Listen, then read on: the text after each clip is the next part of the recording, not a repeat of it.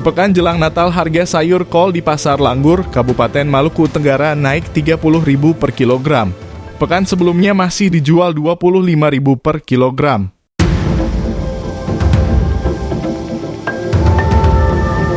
Salah seorang pedagang sayur, Sinta, mengatakan kenaikan sayur sudah terjadi 1 pekan terakhir.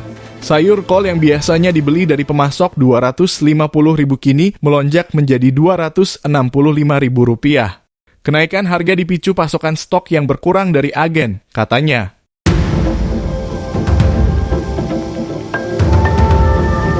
Dikatakan untuk jenis sayur yang satu ini memang stoknya berkurang hingga mempengaruhi harga pasaran.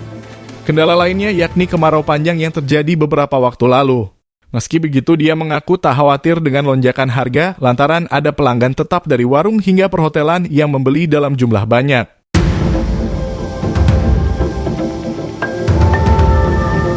Saya punya konsumen tetap, jadi tidak perlu khawatir dengan lonjakan harga karena tiap hari dipasok untuk kebutuhan warung dan konsumsi hotel, terangnya.